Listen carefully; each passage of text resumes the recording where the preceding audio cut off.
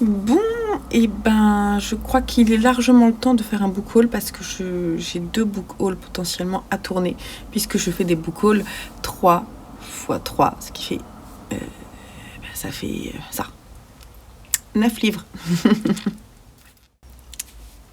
Bon, bah, faut commencer. Alors, on va commencer par ces 9 là. C'est parti.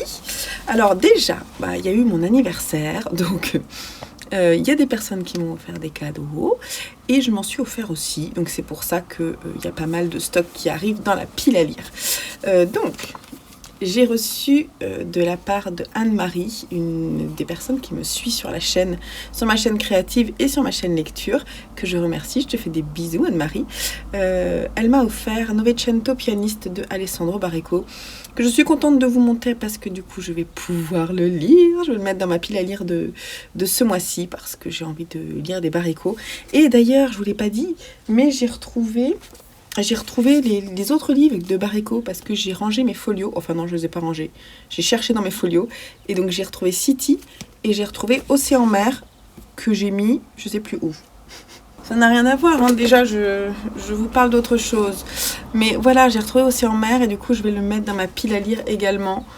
À voir si j'ai le temps de le lire ou non. Donc ces deux-là de Baricco vont être dans ma pile à lire. Ça ne veut pas dire que je vais les lire, hein, mais potentiellement ils peuvent être piochés. Je suis désolée, cette lumière est vraiment pas géniale ce soir. Je suis un peu, vous savez, dans la pénombre parce qu'il fait chaud. Alors, j'ai fait pas mal de trouvailles. En fait, globalement, j'ai pas beaucoup dépensé d'argent dans ce book haul. Il y a pas mal de choses que j'ai trouvées en ressourcerie. Alors, en ressourcerie, j'ai trouvé celui-ci, Mandela et moi, de Lewis Nikosi. Je l'ai pris parce que c'est un roman qui a été écrit par un Africain du Sud, je sais pas comment on dit, ouais, un auteur d'Afrique du Sud, et que j'en ai pas dans ma pile à lire, et que quand on va partir en Afrique du Sud, bah, ça sera parfait, voilà, tout simplement. Je ne sais pas trop de quoi il est question, je peux vous lire juste le début. Espiègle et frondeur, le jeune Zoulou Dumizani Goumédé grandit dans le cadre bucolique des montagnes sud-africaines.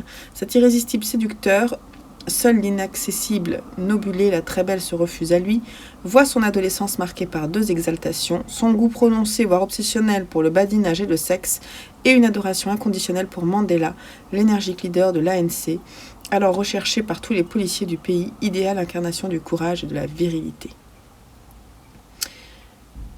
Et ça parle ils disent que ça évoque un pan de l'histoire de l'Afrique du Sud. Donc c'est trop cool, c'est vachement bien, c'est parfait même. J'ai trouvé également, alors quand je dis trouver, parce qu'en fait les livres, les grands formats, je crois qu'ils sont à 1 euro. Parfois ils sont à 50 centimes, ça dépend des maisons d'édition. Donc généralement quand je prends 5 livres, j'en ai pour 2,50 €. Donc c'est quasiment offert, hein. Mon mari de Maud Ventura chez l'Iconoclaste, donc celui-ci était dans ma wishlist. J'en ai entendu parler plusieurs fois à sa sortie et du coup j'étais intriguée. C'est pareil, je sais pas trop. C'est les éditions de l'Iconoclaste. J'aime beaucoup cette maison d'édition. Vous savez qu'il y a les petites rayures là. Je trouve ça trop joli et j'aimerais en avoir plein. La collectionneuse, c'est la collectionneuse qui parle. Elle est toute jeune, hein, Maud Ventura, puisqu'elle a écrit ce livre, elle avait 28 ans. Elle a une vie parfaite, une belle maison, 2 enfants et l'homme idéal. Après 15 ans de vie commune, elle ne se lasse pas de dire mon mari, et pourtant elle veut plus encore, il faut qu'ils s'aiment comme au premier jour. Un livre avec beaucoup de tension. Je sais pas, je suis intriguée avec ce livre. Hop, allez, on passe à des occasions Gibert aussi qui m'ont pas coûté très très cher, que je suis allée m'offrir le jour de mon anniversaire. J'ai acheté les 2 derniers livres de la pentalogie du poids des secrets d'Aki Shimazaki. Celui-ci c'est le numéro 4, le Wasurenagusa, et celui-ci c'est le numéro 5, Otaru. Comme ça, je pourrais terminer la saga, un de mes objectifs de l'année, de toutes les années. C'est pas la peine de dire ça, parce que j'en commence toujours des nouvelles et qu'il faut les terminer tous les ans dès qu'ils sont commencés, quoi. Je me suis offert également un Junji Ito Saishi chez Mangetsu. Donc là, je vais pas aller plus dans le détail parce que j'ai pas envie de savoir. J'ai envie d'aller découvrir ça. J'adore ces collections-là. J'en ai 3 maintenant de Junji Ito. Donc je suis contente d'agrandir la collection. Elle est très très belle.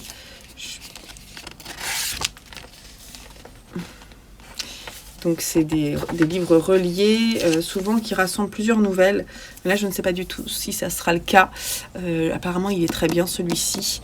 Donc j'avais été pas déçue, mais un peu plus mitigée sur Censor que j'avais lu dernièrement. Donc j'ai envie de repartir sur quelque chose qui va m'emballer à nouveau de Junji Ito. Donc peut-être avec celui-là. Sinon, après, je terminerai avec les 9. Encore une occasion que j'ai trouvée chez Gibert Graphique, Sous les galets et la plage de Pascal Rabaté, édité chez Rue de Sèvres et en partenariat avec Le Monde. Et il n'y a pas grand-chose à dire. En matière de révolte, aucun de nous ne doit avoir besoin d'ancêtres. C'est une citation d'André Breton. Et voilà, je l'ai feuilleté, je l'avais repéré déjà. Les dessins me plaisent beaucoup. Et par contre, il n'est pas forcément bien noté sur Livre Addict, à voir si ça peut vraiment être sympa ou non. Donc voilà. Et on va terminer avec deux 9 qui sont 2 suites de saga, une manga, le tome 3 des Affamés. Ça sera peut-être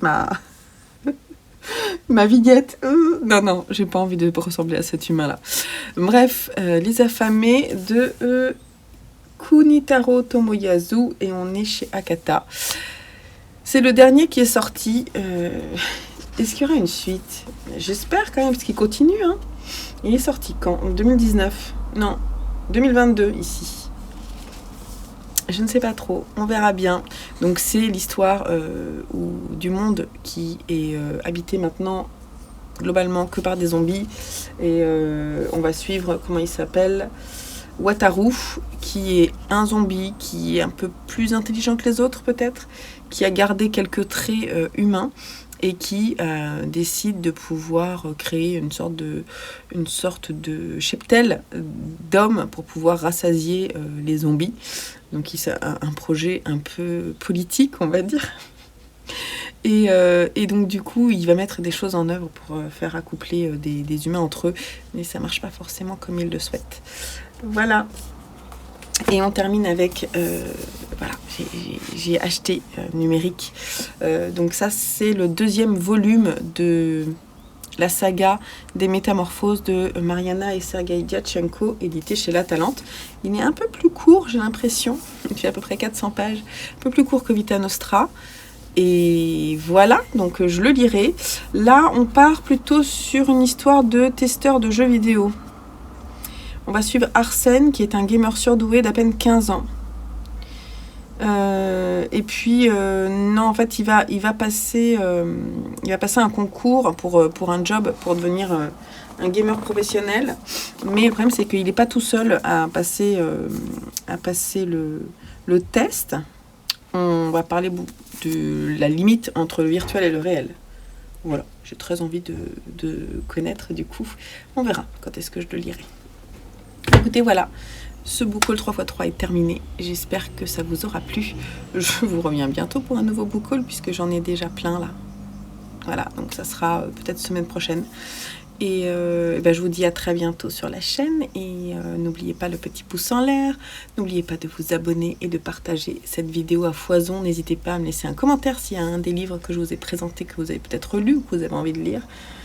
C'est le moment de me dire tout ça. Je vous fais des gros bisous et je vous dis à très vite sur la chaîne. Allez, bye bye.